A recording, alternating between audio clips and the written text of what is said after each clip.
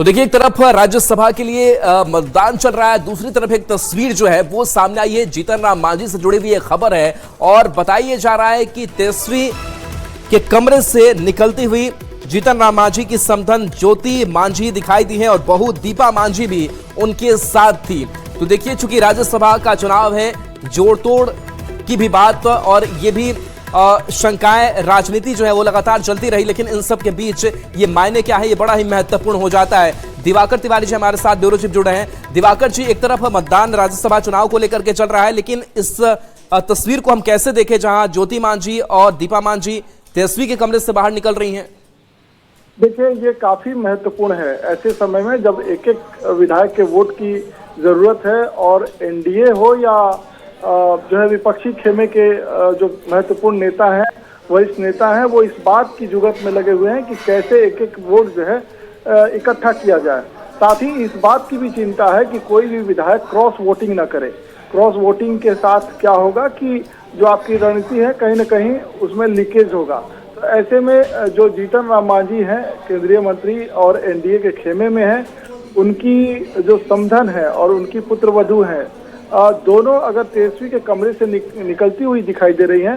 जब वो निकल रही हैं तो उनके साथ अख्तरुल ईमान जो विपक्षी खेमे के विधायक हैं वो दिखाई दे रहे हैं और साथ ही जो उम्मीदवार हैं अमरेंद्र धारी सिंह, वो भी दिखाई दे रहे हैं पीछे से निकलते हुए। तो जरूर ये कहीं ना कहीं कोई संदेह खड़ा होता है कि क्या ये दोनों विधायकों की विपक्षी खेमे से कोई बातचीत हुई है। अगर बातचीत हुई है तो इसको लेकर जरूर जो वरिष्ठ नेताओं के माथे पे सिकन होगा कि कहीं ये क्रॉस वोटिंग की घटना ना हो जाए या विपक्षी खेमे में ये विधायक शिफ्ट ना हो जाए। तो ये जरूर शंका का विषय है कि जब एक एक वोट की चिंता है, एक एक विधायक जो है। दिवाकर जी, मांझी की मंशा शुरू से ही राज्यसभा जाने की रही, गाहे बगाहे उनकी टीस जो है वो भी नजर आती रही। क्या हम इसी का परिणाम माने कि ये तस्वीर अब सामने आ चुकी है? देखिए, अब तो देखने वाली बात होगी कि क्या ये विधायक विपक्ष के नेता तेजस्वी के कमरे से बाहर निकल रही हैं, तो ये क्या विपक्षी खेमे में अपना वोट डाल रही हैं। क्योंकि गाहे बगाहे जीतन राम मांझी डिमांड करते रहे हैं, वो अपने पॉलिटिकल एम्बिशन की चर्चा करते रहे हैं, वो ये कहते रहे हैं कि एनडीए में उनको सम्मान नहीं मिल रहा है। उनके जो हिस्से की जब विधान परिषद की बात होती है तो वो कहते हैं कि केंद्र ने, वरिष्ठ नेताओं ने, जो केंद्रीय नेता हैं एनडीए के, उन्होंने प्रॉमिस किया था कि उनको एक एमएलसी सीट मिलेगी अतिरिक्त।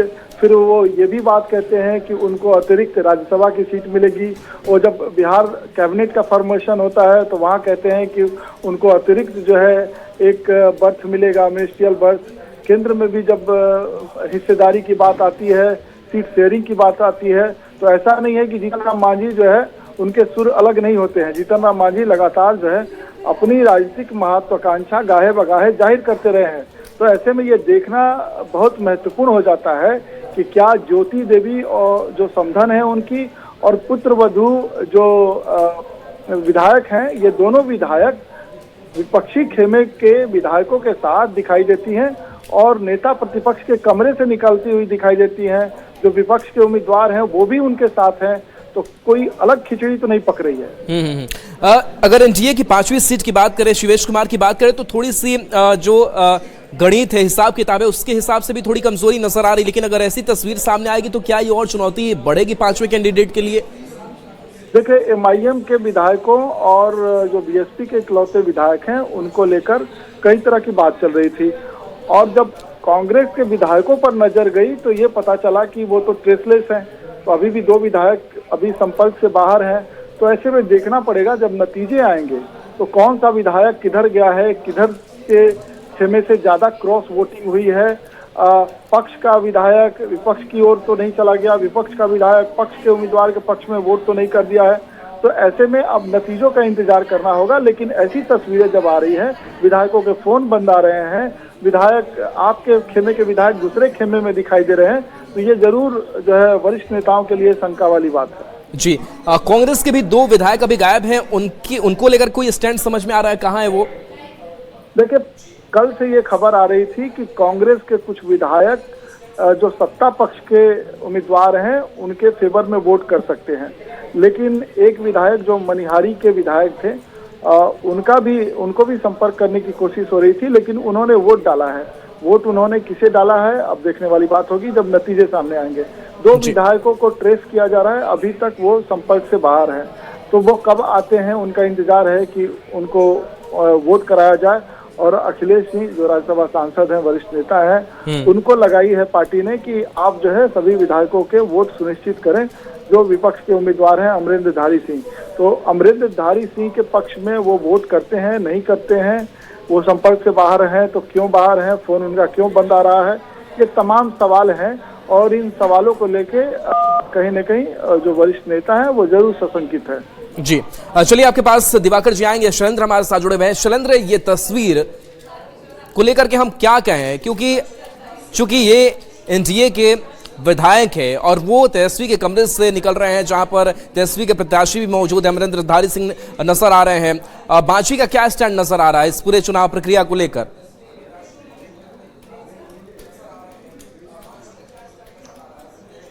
शैलेंद्र, आवाज आप तक पहुंच पा रही है? हाँ बिल्कुल, आवाज आपकी आ रही है। और देखिए जो तस्वीर है वो साफ ये बता रहा है कि किस तरीके से जो जीतन राम मांझी की जो समधन है और उनकी जो बहू है वो तेजस्वी यादव के कमरे से निकली। लेकिन हम ये पैसेज पहले वो दिखाना चाहेंगे जहाँ पर वो कमरा है, और ये तेजस्वी यादव का कमरा है और इसी कमरे से वो लोग निकले थी। हालांकि ये एक औपचारिक भी हो सकता है कि इस कमरे में जो नेता प्रतिपक्ष का कमरा है उस कमरे में वो पहुंची हो, चूंकि यहाँ पर तमाम लोगों का एक साथ कमरा है। एक तो संसदीय कार्य मंत्री का कमरा है, दूसरी ओर मंत्री का कमरा है, दूसरी ओर उनके जो आप सचिव हैं उन लोगों का कमरा है, और इसी से जीतन राम मांझी की जो समधन है और उनकी जो बहू वो इस वक्त कमरे में गई। जो तेजस्वी यादव इस वक्त भी इस कमरे में बैठे हैं, उनके पीछे जो AIMIM के जो विधायक हैं वो निकले, और उनके पीछे में जो महागठबंधन के जो उम्मीदवार हैं AD सिंह वो निकले। तो कई तरीके की चर्चाएं हो रही हैं, लेकिन साफ तौर पर यहाँ पर कहा जा सकता है कि औपचारिक मुलाकात भी उनकी हो सकती है। लेकिन बड़ी बात है कि जिस तरीके से अभी सभी विधायकों पर नजर रखी जा रही है, विधायक इधर उधर नहीं जा रहे हैं, और यही कारण था कि पिछले 2-3 दिनों से लगातार मैराथन बैठक चल रही थी पटना में अलग अलग जगहों पर, और कल भी काफ़ी बैठक हुई और सभी विधायकों को निर्देश था कि वो अपने पार्टी के लोगों के साथ एकजुट इकट्ठा रहें। ऐसी परिस्थिति में जब 2 विधायक जो NDA के विधायक हैं वो जब तेजस्वी यादव के कमरे में जाती हैं और वहां से निकल करके मतदान करने जाती हैं और उनके पीछे जो उम्मीदवार हैं वो भी होते हैं, तो कहीं ना कहीं सियासी गलियारे में इस बात की चर्चा जरूर हो रही है कि आखिर वो दोनों वहां क्या करने गई थी, क्यों वो दोनों वहां पर तेजस्वी यादव से मुलाकात करने गए, वो भी इस वक्त में जब राज्यसभा के लिए वोटिंग होनी है और दोनों NDA के विधायक हैं, जीतन राम मांझी की समधन और उनकी बहू हैं। तो ऐसे परिस्थिति में सवाल जरूर उठ रहा है। चलिए शैलेंद्र, एक चीज और वहां से जरा बता दीजिए जी। एक सवाल ये उठ रहा था कि जीतन राम मांझी की जो बहू हैं और उनकी समधन है, उन लोगों ने तेजस्वी यादव से मुलाकात कर इसी कमरे से निकल के वोट डाले। उससे क्या मतलब है? NDA को वोट दिए हैं, NDA को वोट दे करके NDA के 5 सीट हम लोग चुनाव जीत गए हैं। देखिए जो जदयू के जो विधायक हैं, शैलेंद्र एक जानकारी और दे दीजिए, क्योंकि मांझी की हम की पार्टी से 5 विधायक है, बाकी अगर ललन राम की बात करें, रोमित कुमार, प्रफुल्ल कुमार मांझी, इन विधायकों के बारे में कोई जानकारी मिल पा रही है? वो पहुंचे हैं, क्या कर रहे हैं? देखिए सभी लोग पहुंचे हैं और सभी लोगों ने वोट डाल भी दिया है, और यहाँ वोट डालने के पहले जो पार्टी की ओर से जो पोलिंग एजेंट बनाए जाते हैं जहां पर वोटिंग हो रहा है, वहां पर पहले आपको दिखाना होता है कि आप किसे वोट डालने जा रहे हैं।